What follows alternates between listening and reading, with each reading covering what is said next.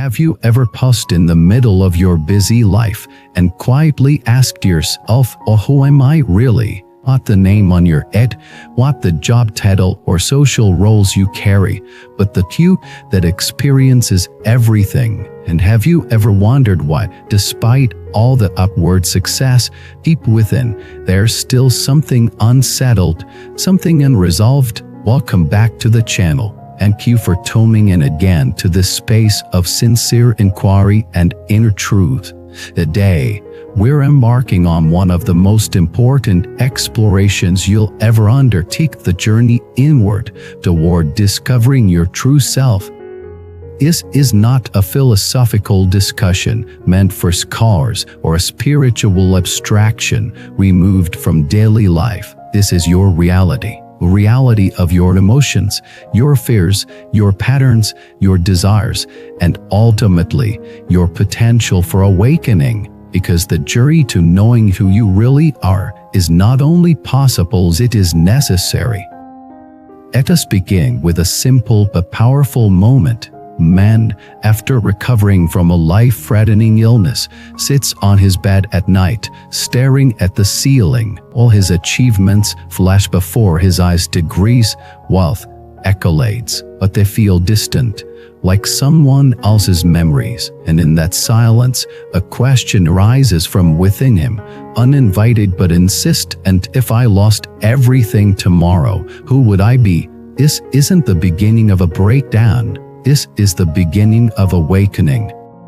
That moment of questioning is sacred. It's the first crack in the shell of our conditioned identity. We've spent our lives building a self-image, one shaped by society, family, culture, comparison. But that image isn't the full truth.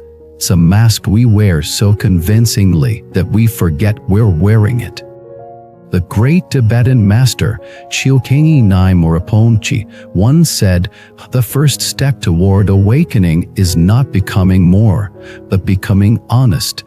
Honest about what drives us, honest about what scares us, honest about the fact that we don't fully know ourselves, and that's okay, because it's from that humility that real transformation begins." So, how do we begin to truly know ourselves? The answer isn't in the external world. It's not in achievements, not in possessions, not even in relationships. Answer lies in stillness, in observing the mind, in watching the patterns, and in asking the kind of questions that peel back the illusions we've built around us.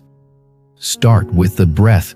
Yes, the breath. It's the most immediate and intimate anchor to the present moment. When you sit in silence and observe your breath and not controlling it, just noticing, you begin to witness something profound. The mind doesn't stop, thoughts rush in, emotions rise and fall, and stories play out. But you are the one observing all of this. So if you can observe your thoughts, how can you be those thoughts? That's the doorway. You begin to realize that you are not your thoughts, not your emotions, not even your experiences. You are the awareness in which all of these rise and fade. This realization is not just spirituality's liberating. Think about how much suffering comes from believing the mind's stories. Time not good enough. I'll never be happy. People don't love me. These are thoughts, not truths, but when you identify with them, they become your reality. When you begin to disidentify, everything changes. Suddenly, pain doesn't have the same grip, fear loses its power. Anger becomes the teacher instead of a tyrant. You begin to live with clarity, not confusion. Let's bring this into real life. Imagine you're in a heated argument. Your emotions flare up. You feel disrespected. In the past, you might lash out or shut down, but now, with awareness, you notice, oh, there's anger rising. There's a thought saying, I don't respect me. And in that observation, a space opens up. You don't have to react. You can choose your response. This is inner freedom. This is knowing yourself, and not through definitions, but through direct experience. But the journey doesn't end there, because deeper than the mind, deeper than emotions, lies your original your radiant awareness. The Buddhists call this Buddha nature. Others call it spirit, source, presence. Doesn't matter what you call it. What matters is that it's real, and it's always been with you. How do you touch this deeper self? Through silence, through solitude, through radical honesty. Sit with yourself. Ask, what am I running from? What am I trying to prove? What do I believe I need in order to be whole? These questions are not meant to be answered with words, but felt through inquiry. And as you sit, layer by layer of false identity begins to fall away.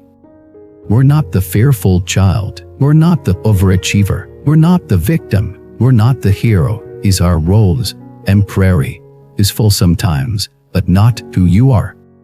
You are the one who sees all these roles, the silent witness. This is the beginning of spiritual maturity, not escaping life, but embracing it with open eyes, not chasing enlightenment, but realizing it's already here within. Let's explore this through a beautiful story. Student once asked his teacher, "Where should I search for the truth?" The teacher replied, "Look in the mirror you've avoided all your life." The student was confused, but over time, he realized the mirror wasn't physical.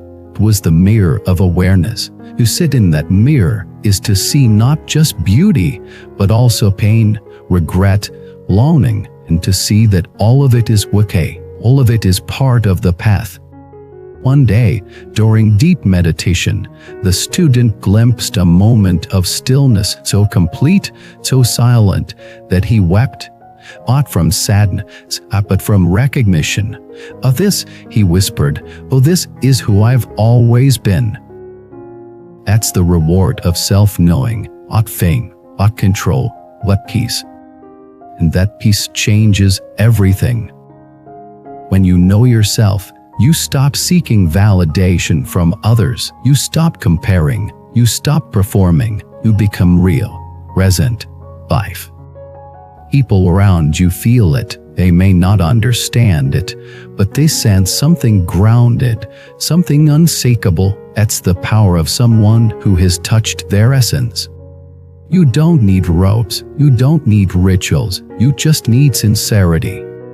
The great masters weren't born different. They simply chose to look within when others looked away. You can make that choice today. You can choose to stop escaping into business, distractions, or personas. You can choose to sit with discomfort, to feel your pain, and to discover the gold hidden beneath it. Because beneath every fear is love. Beneath every wand is wisdom. Beneath every illusion is truth. The journey inward isn't always easy, but it's always worth it. You won't find yourself in the world. You'll find yourself in the silence behind the world. And when you do, you'll realize something extraordinary. You were never lost. You were simply looking in the wrong direction. Thank you for joining me on this sacred journey today. Something you heard touched your heart. If it stirred a memory, an insight, or a question, please share it in the comments below. Read every message, and I'm always inspired by your honesty. And if this video helped you reconnect with something deeper, I invite you to like, subscribe, and become part of this growing community of seekers, healers, and truth lovers. Until we meet again, stay sincere, stay aware, and above all, stay true to the incredible being you already are. Thank you for watching this video.